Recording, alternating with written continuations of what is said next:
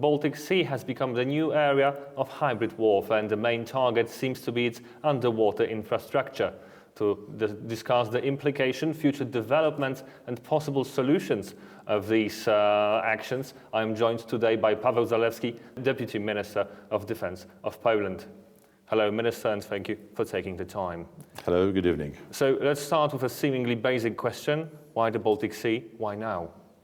That's a very good question. That question should be aimed at perpetrators of those malicious acts on the Baltic seabed against critical infrastructure of NATO countries. But it's very clear that Baltic is extremely important area for Russia, for NATO, and it becomes the region of not only competition but also of rivalry. So we are prepared for that, and the proposal of Prime Minister of Poland, Donald Tusk, to create navy policing is focused just to stop these malicious acts. So Donald Tusk's proposal was made in November. We are now 2 months in. Are there any specifics about this navy policy? Are there any reactions from our international partners? So the very proposal concentrates on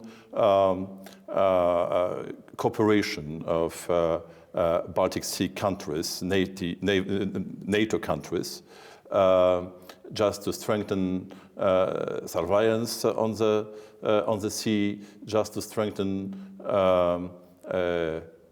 patrolling of the sea, and also to strengthen opportunity to oppose this malicious act. So this proposal, I can say, was welcomed with very high interest, and NATO continues work on it, and we believe that that very soon, in some weeks, we'll be able to say more concrete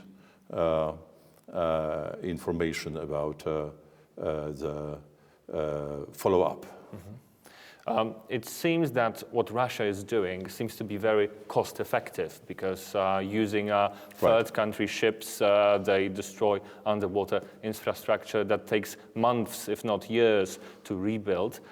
What would be the proper retaliation act from NATO states to such actions? It really costs not only time, what is sometimes the most important, but also it costs a lot of money to repair this destroyed pipelines or other infrastructure. So it's really costly, and the right thing is just to react, to use law, international law, and I believe that just to arrest the ships which are, let's say, under consideration that they were the perpetrators, is the best thing, and I believe that we shall follow this Finnish example. So we should react quickly. We should react accordingly, and that is the core of proposal of Prime Minister Tusk. Mm-hmm. So to reiterate, if the sabotage mission would happen to Poland, should Poland react in the same way as Finland did? Definitely yes, and but it's also important to remember that the high density of this critical infrastructure is in the northern part of Baltic Sea. As a matter of fact, very close to the Russian border, I mean to Petersburg. And that is the area where all these potential acts can happen. In case of Poland, there is very limited critical infrastructure located on the Baltic seabed. But nevertheless, I believe that that is the right way just to react promptly, quickly, and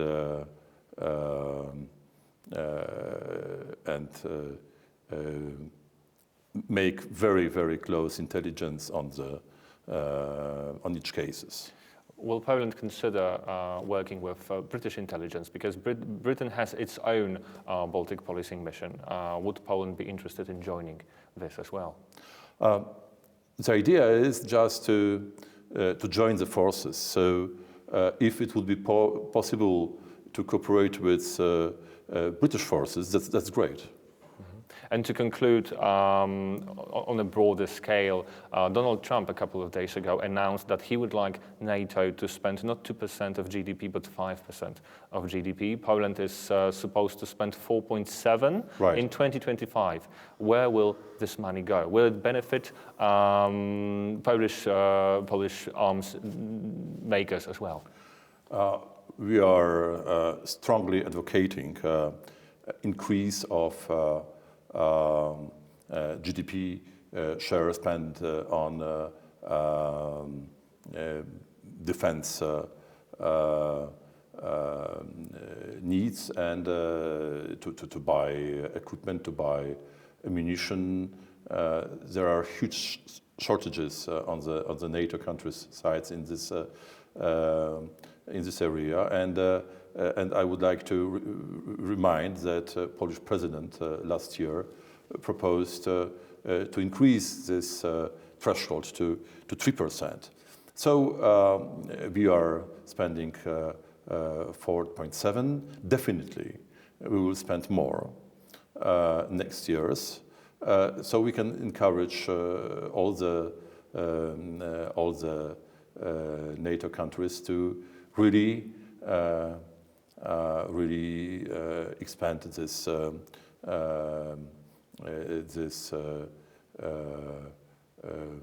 share. What is clear for European states is to develop our own European defense industry, and we are prepared for that.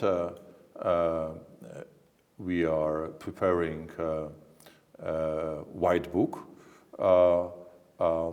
It's commissioner responsible for defense, who is in charge of making the proposal how to spend money on defense in the EU the best way. Poland cooperates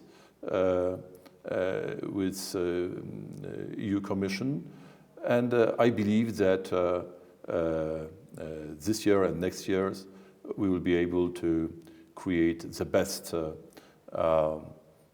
instruments, financial instruments, to create a situation that this money will be spent in Europe on European arms, European ammunition, and European equipment.